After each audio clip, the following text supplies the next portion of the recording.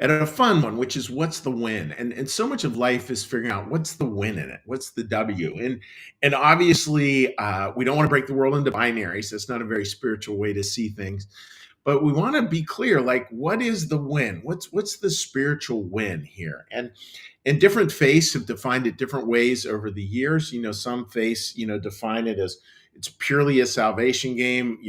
Either you turn or you burn. Heaven or hell.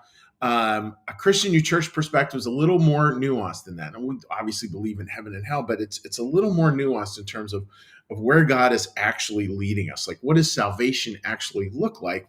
And both as salvation has implications for this life and for the next. So I want to read to you a passage, and this comes again out of Christian New Church thought, out of a biblical commentary called Secrets of Heaven, where it's going through some Old Testament stories, and Manuel Swedenborg is talking about, like, yeah, here's one way to consider it. Here's one way to see it. Here's one way to view it. And we believe his view is canonical, and it's got a lot going for it. So that's what I want to share with you here today. So the line we're looking at today is just a simple one, talking about God's blessing who has delivered your enemies into your hand. All right, so what's the win there? So the win there is that there's these enemies out there, and somehow now I've overcome them, and now I'm sort of the victor. And that view of God is, there's a whole phrase for it in my line of work, Christus Victor. That idea of Christ victorious. There's a lot of value in that. There's a lot of power in that. And we can continue to look at that and continue to evolve that perspective, because we want to be super careful that we're not out creating a warrior God, because it's always interesting when we create a warrior God. Interestingly, we always put God on our side and everyone else is on the other side of the ledger. That's a very human thing to do. And really what it's talking about here aren't enemies outside of us that we control, but enemies inside of us. What are those things that are at war in us that we need to find a way to master? And I'm careful with that word mastery, but that we need to overcome. And it's interesting because this piece here really points to what that victory looks like. And I want to read that for you. Our own close connection with the Lord also comes about through times of trial and through the grafting of faith onto love. Unless faith is implanted in love, or in other words, unless the tenets of faith lead us to live a life of faith, which is charity, the bond will never develop. So that the win is this connectedness. And what's the connection? Well, the connection where God is working towards, where divine providence is pulling towards, is, and notice this line here, faith implanted in love. And it's not a faith that's like an intellectual construct, though that can be helpful. But it's not just an intellectual construct, a list of beliefs that is just once and for all and done. It's, of course, you can have parts of that, folks, but this is where it's so beautiful. It's that we have this faith, and another word there that is used a lot, trust. We have this faith or this trust in God, and it's implanted in love. Now, just imagine that, right? All of us struggle with different things. And I don't know what your particular struggle is for today, but there's no doubt in my mind that you probably have one. And if you don't today, you probably will tomorrow. Such is life. Sufficient unto the day are the troubles thereof. And that means every day will have its own set of unique challenges. A Christus Victor, purely, just if we go too far with that means God will give us victory over that problem. And a lot of the time that's a challenge if the other person is the problem, because that's dangerous when we start to think God's on my side, my job is to have victory over them. This is something different. Instead of having an external thing like victory over them, it's a victory that's inside of us. And it's a victory inside of us that may not even appear on the outside. Like, it's not something other people might observe, but it's a victory of faith implanted in love. Like, that's where God is trying to get us. So here are all the circumstances of our life, and some are going to be really good today, and some are going to be really challenging. And guess what? Next week, some are going to be good, some are going to be challenging. And if we're constantly thinking it's a win-loss, as Dean Smith famously said, if we think everything in life is life or death, we're going to be dead a lot. And imagine instead, like, coming down to, oh no, where God is pulling us is this idea of faith implanted in love. That's the win. Faith implanted in love. That means that we will have trials, we will have tribulations, we will have blessings, we will have amazingly gorgeous days and amazingly difficult times. And through that all, there's this pool of, can we just learn to trust from love? And I mean, you just, folks, think about the implications. There are crazy implications to that. If we have a trust that's implanted in love, we're going to bring goodwill into the world. We have a trust that's implanted in love, we're going to learn a new form of courage.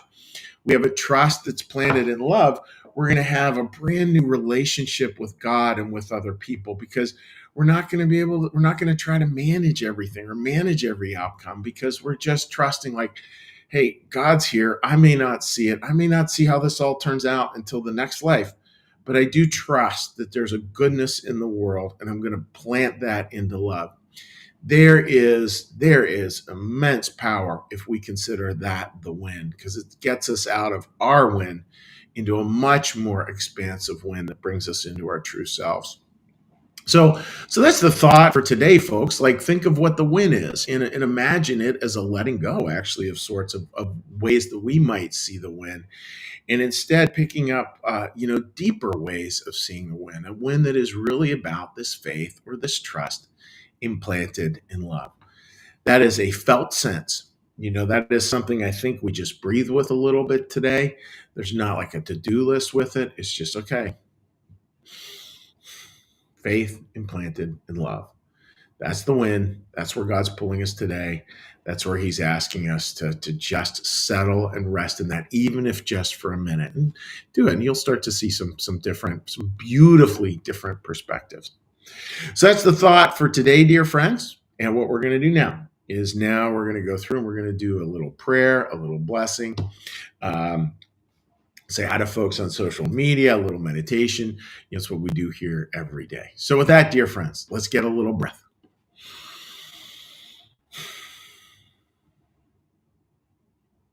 And a little prayer. Be still and know that I am God.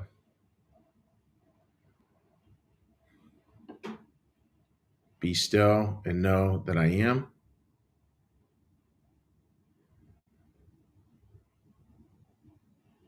Be still and know that I.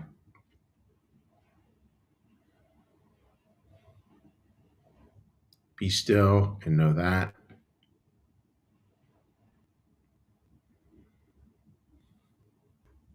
Be still and know.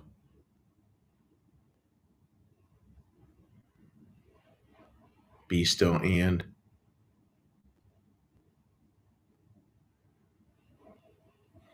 Be still.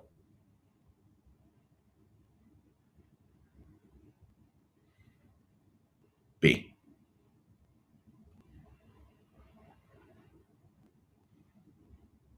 Our Father, who art in the heavens, hallowed be thy name. Thy kingdom come, thy will be done, as in heaven, so upon the earth.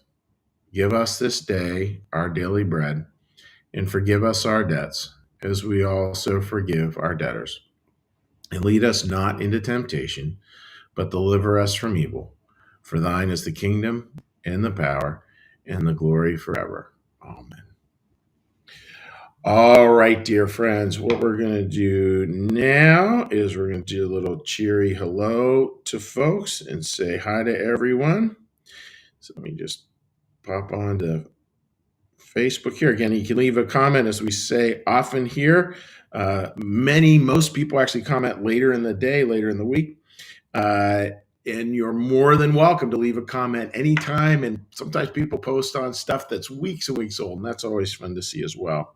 Marcus, good morning to you. And I love Marcus's comment here. He puts them there. God puts them there so we can appreciate the contrast. And that's it's a fascinating idea that the world is filled with these contrasting opposites, and that there's beauty in that.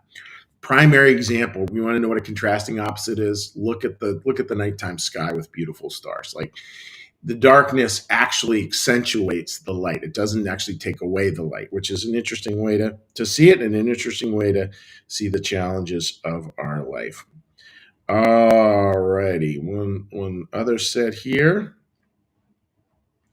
All right. Linda, good morning to you. Teresa, good morning, and thank you for that text message this morning. Martha, good morning to you. It looks like you have a little snow there, my friend.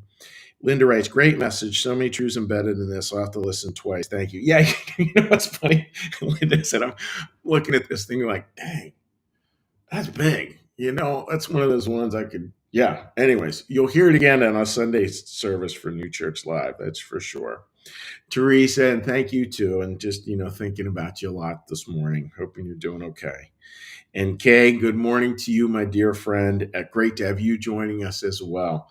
So friends, thank you for joining us here. And may you have a day of faith implanted in love, a little trust that has love at its very core. Take care. Bye-bye. Like our content? It's funded by viewers like you. Please consider becoming a sustaining supporter of New Church Live today.